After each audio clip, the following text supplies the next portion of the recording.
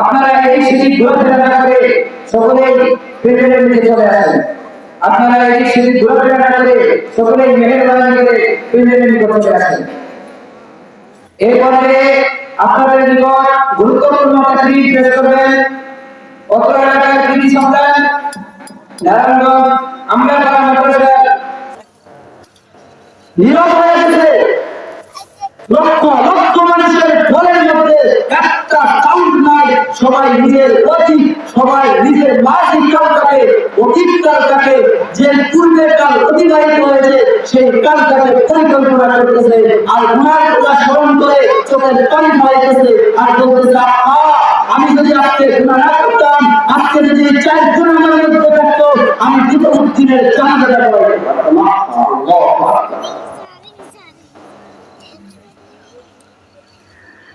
এমন সময় যারা ঘুরিয়ে এলো সন্ধ্যা হয় বকুল ভাগের দ্বারা ডুবু পায় কেউ যখন জানাজার নামাজ পড়ানোর জন্য আসে না, এমন সময় কাজের বলে ও মুসলমান, ও সমস্ত উপস্থিত লোক, আল্লাহর বলে যেমন 4টা ওসিয়ত করা গেছে, আবার এটাও বলা গেছে যদি 4 গুণ বিশিষ্ট ব্যক্তি না পাওয়া যায় তাহলে বিনা জানাজায় মসজিদে দাফন করে দিতে। যেহেতু বেলা ঘনিয়ে এলো, সূর্য ডুবডুবু ভাব, অন্ধকার আক্রমণ করতেছে আমাদের উপরে, যেহেতু 4 গুণ বিশিষ্ট লোক পাওয়া গেল না, সুতরাং আল্লাহর ওলির দ্বিতীয় পতাকার উপরে আমল করা হলো, বিনা জানাজায় মসজিদে দাফন করে দাও। যখন খাদেমরা পূর্ণ প্রস্তুতি নিল বিনা জানাজায় মসজিদে দাফন করা করবে, এমন সময় সামনের কাতার থেকে আলেমগিরি যে আলেম না চাই আলেম সাধারণ মানুষ, এমন একজন মানুষ সামনের কাতার থেকে 1 পা 2 পা করে অগ্রসর হইতেছে। এমন অবস্থায় সকলের মানুষের নজর ওর দিকে, হায় হায় কেমন রূপ, এটা কোন রূপ যে এত আমলদারি, যার মধ্যে 4টা গুণ বিদ্যমান, কিন্তু অন্ধকার অন্ধকার ভাবছিল। মানুষের বিশাল ঘর ছিল, বিশাল জঙ্গল ছিল, যার কারণে সকল মানুষ ওই ব্যক্তিটাকে চিনতে পারতেছে না। ওই ব্যক্তির সামনে যাওয়া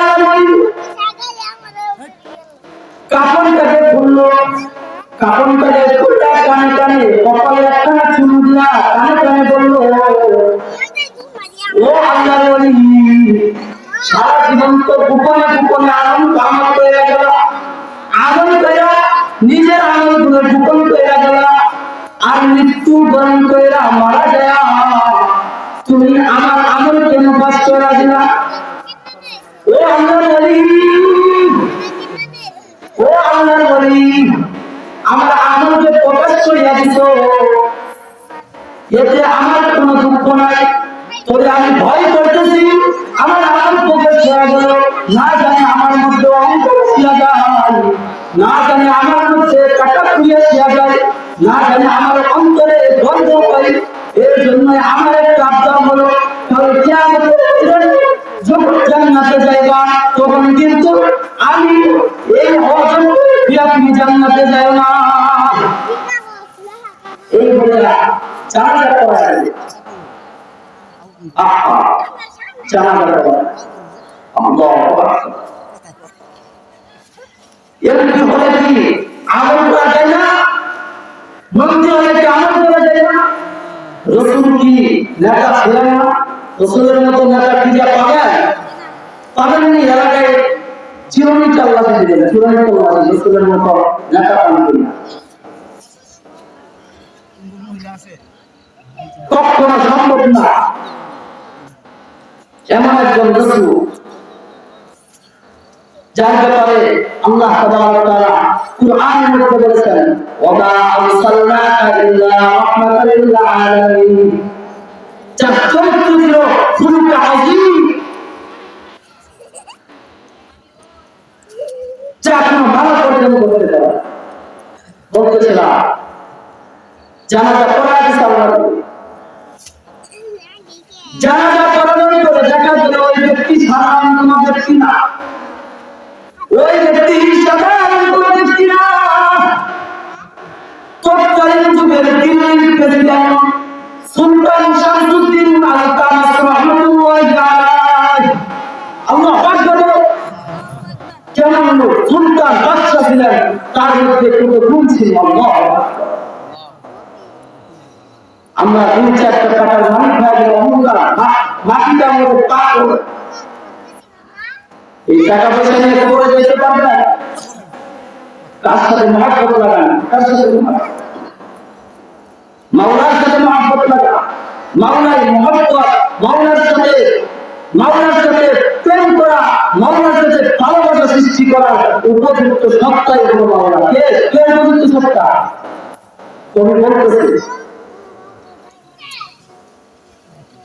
मासूमे का क्या निशाना सब तुम्हारे पास है, मासूमे का क्या निशाना सब तुम्हारे पास है, इसलिए मैं आशिक हुआ तो मेरे मासूमे।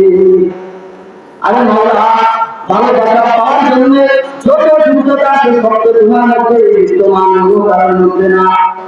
এই জন্যই তো আমি তোমার আশা করেছি, আর তুমি আমার মাসুম।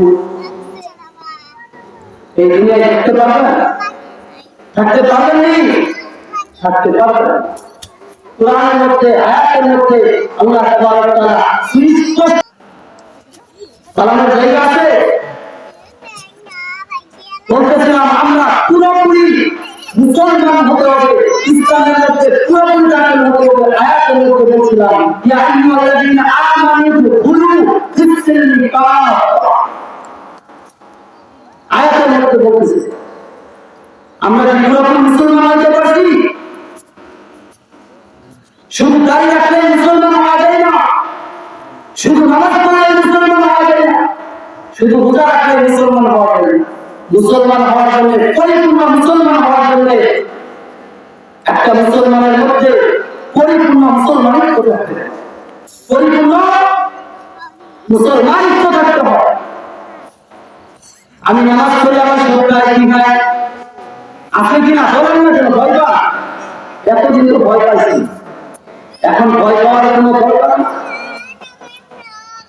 এতদিন বয়ান করলে পিছন থেকে কাউন্টার দিতে দিদি তো কাউন্টার, এখন কেন? এখন মাওলা স্বাধীন করে দিয়েছে, সবাই স্বাধীন। পুরোপুরি মুসলমান